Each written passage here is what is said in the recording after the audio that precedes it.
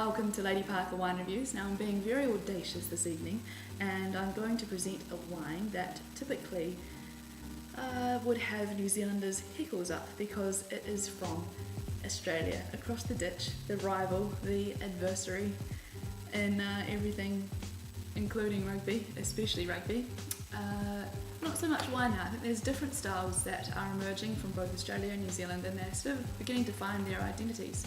Now, what Australia is very well known for is, of course, the Shiraz, but also it's Chardonnay. It's a great place to grow Chardonnay, and within that there are a lot of different climates and microclimates, and sub-regions and regions for different styles of Chardonnay to emerge. There was a bit of negative press, or has been over the last decade, regarding Australian Chardonnay because there was a lot of bulk wine that was produced that was over-oaked and very buttery and had sort of lost all the fruit intensity and vibrancy, and so that sort of put a negative spin on that. But the fact of the matter is that Australia still produces some fantastic Chardonnays that should not be overlooked by all means, and I have a fantastic example of a Chardonnay from a very, very well-known producer with me tonight. So this is, of course, the Yattarna from Penfold's, their Chardonnay, and it's under cork closure now. Now it's the 2000 vintage, so we're getting a little bit on there. It's been in bottle for near 11 years. It gets released about 3 years typically after vintage, so this was released in 2003.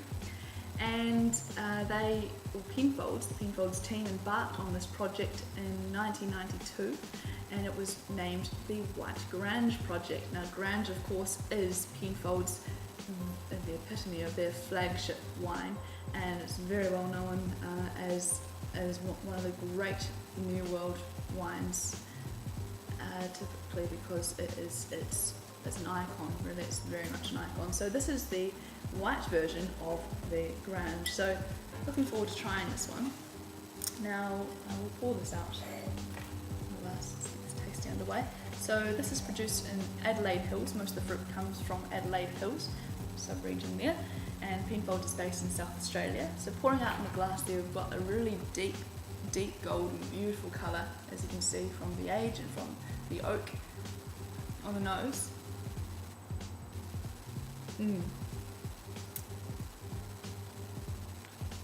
Now we've got some beautiful oak coming through there. Really quite toasty, hazelnut butter, buttery. Perhaps a little bit of spice as well coming through too.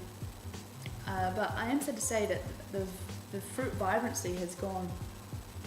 It's not what I would expect. I was expecting quite a lot of lovely stone fruit and some sort of and perhaps some tropical fruit as well coming through, which is very typical of and characteristic of Australian Chardonnays. But because of the age, I think it's looking a little developed, and so the fruit has dropped out of the wine.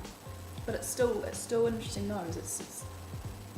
It's got lovely complexity, and of course those tertiary aromas are really showing through quite nicely.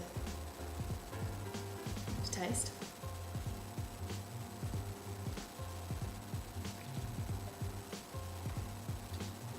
And on the palate, it's still got good acidity, and it's got a nice softness about it, a nice roundness about it from that oak contact, the malolactic that it's gone through. So all in all, I think that's a beautifully made wine.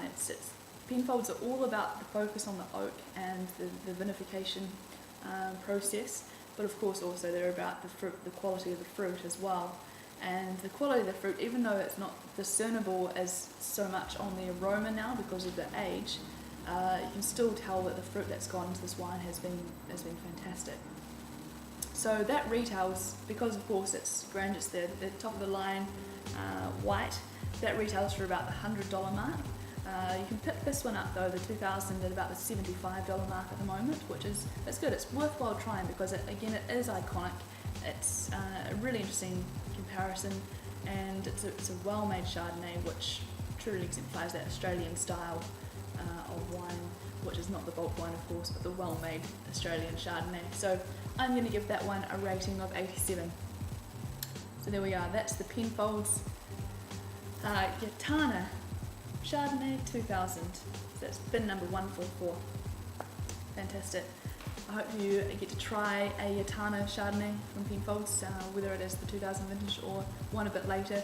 I would say that this would have been drinking beautifully a couple of years ago, but it's just past its peak now. But that's not to say that the succession of Yattarna Chardonnays will be fantastic and truly worth trying. So that's all from me. Hope you have a fantastic evening, and thanks for watching Lady Parker Wine Reviews. Ciao.